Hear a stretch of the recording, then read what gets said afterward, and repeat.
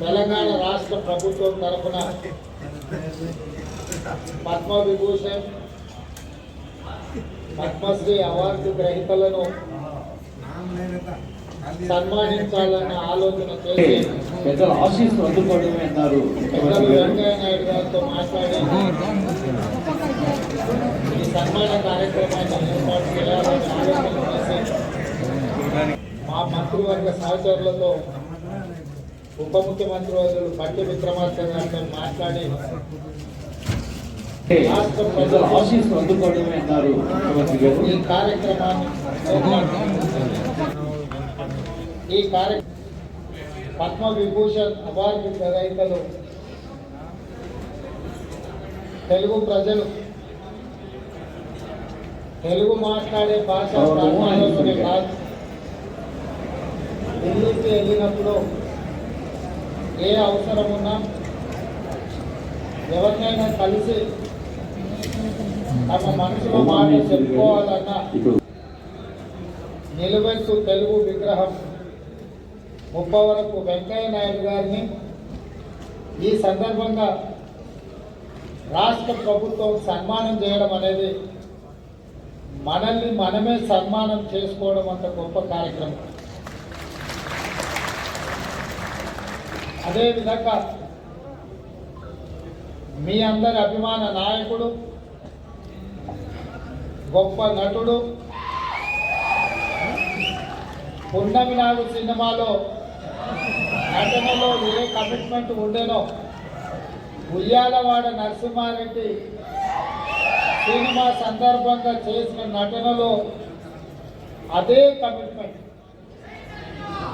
అంటే వారికి సినీ రంగంలో తొలినాళ్లలో అవకాశం వచ్చినప్పుడు ఈ అవకాశాన్ని జారవిడుచుకోకూడదు, ఈ అవకాశం ద్వారా పైకి ఎదగాలని, ఇండస్ట్రీలో నిలదొక్కుకోవాలని ఏ కన్విక్షన్తో కమిట్మెంట్తో వారు తన వృత్తిని చాలా గౌరవప్రదంగా కొనసాగించారు.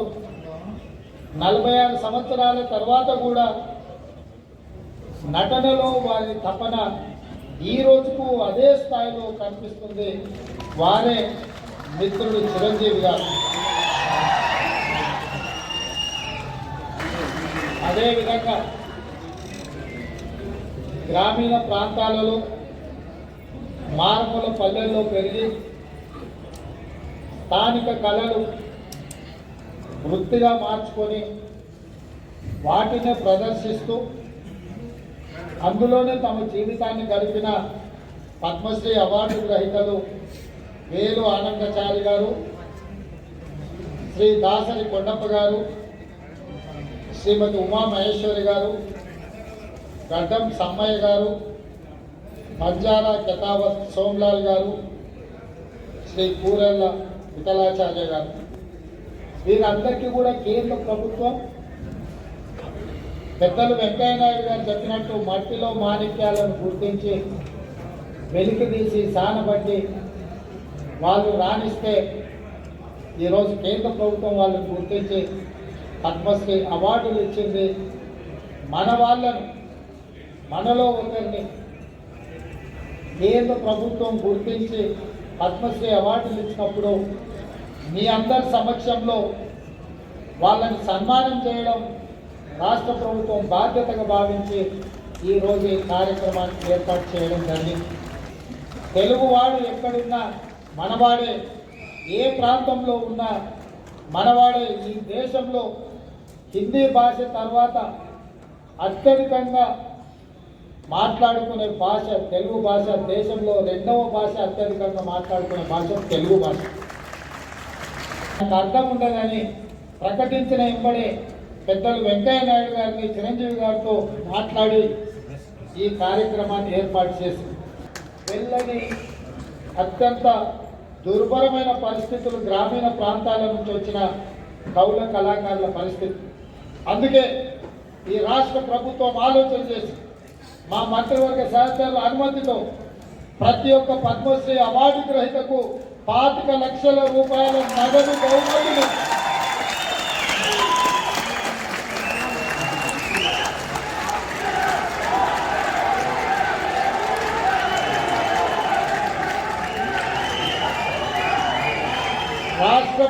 ప్రభుత్వం ఈ పద్మశ్రీ అవార్డు గ్రహీతలను చప్పట్లు దుప్పట్లతోనే కాదు, నగదు బహుమతి ఇవ్వడం ద్వారా జీవితాంతం ఈ కళలకే వారు అంకితం చేసి మిగతా జీవితాన్ని కూడా ఈ కళలోనే వాళ్ళు రాణించాలని మన ప్రభుత్వం లక్షల రూపాయలతోటి నగదు బహుమతి వారికి ఇవ్వాలని మా ప్రభుత్వం నిర్ణయం తీసుకున్నది.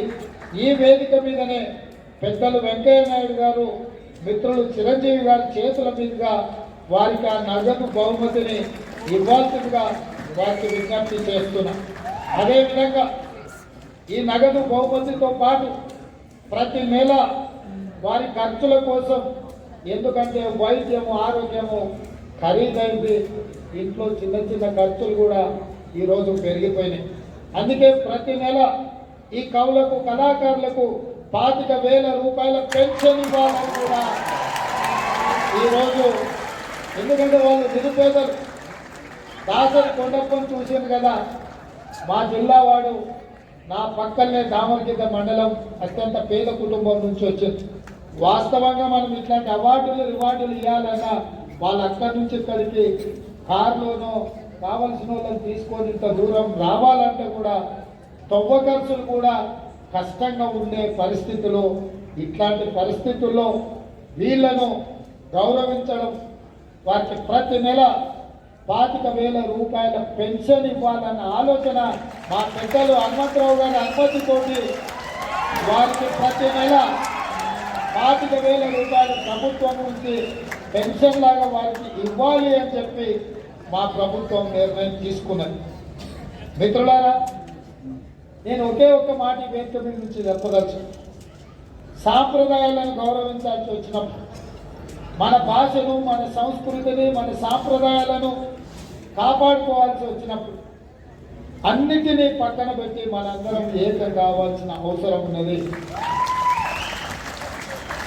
మనం అలా కలిసిపోయి కార్యక్రమాలను చేపట్టకపోతే కాలగర్భంలో మన భాష, మన సంస్కృతి కలిసిపోయి, ఒకప్పుడు తెలుగు భాష ఉండే, ఒకప్పుడు ఇలాంటి కవులు కళాకారులు ఉండే అని లైబ్రరీలో చదువుకునే పరిస్థితులు వస్తాయి.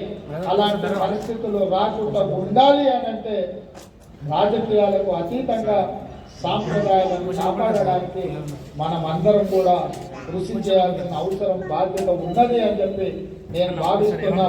తప్పకుండా పెద్దలు వెంకయ్య నాయుడు గారు చెప్పకనే కొన్ని అంశాలను వారు ప్రస్తావించారు. ఎందుకంటే నేను విద్యార్థి దశ నుంచి వారు మాకు బాగా తెలుసు.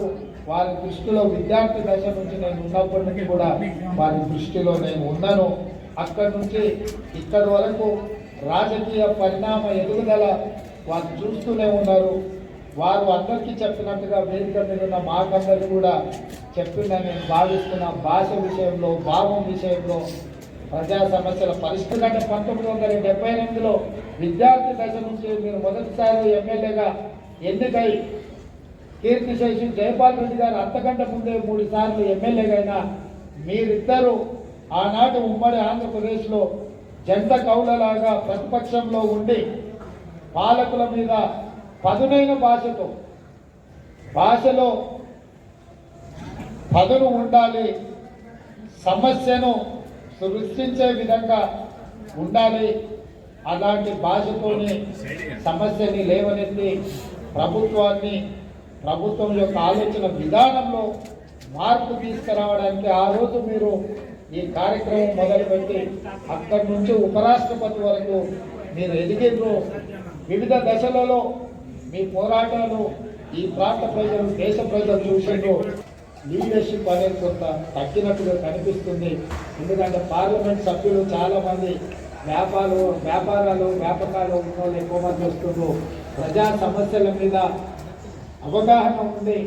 అవసరం అనుకుంటే జాతీయ స్థాయిలో ఇతర నాయకులనైనా పిలిపించి మాట్లాడగలిగిన శక్తి సామర్థ్యాలు ఉన్న నాయకత్వం తగ్గుతున్నట్టుగా కనిపిస్తుంది. రేపు జరగబోయే పార్లమెంట్ ఎన్నికల్లో అలాంటి నాయకత్వాన్ని ఎన్నుకుంటే ఢిల్లీలో మన వాళ్ళు ఎవరైనా వెళ్తే పార్టీలకు అతీతంగా ఏదైనా సమస్య తీసుకొని వెళ్ళినప్పుడు చెప్పగలిగి మాట్లాడగలిగిన నాయకత్వం ఉండడం అవసరం ఉంది. రాబోయే పార్లమెంట్ ఎన్నికల్లో అలాంటి నాయకులను గెలిపించాల్సిందిగా కోరుకుంటూ మీ అందరి దగ్గర సెలవు తీసుకుంటున్నాను. ధన్యవాదాలు.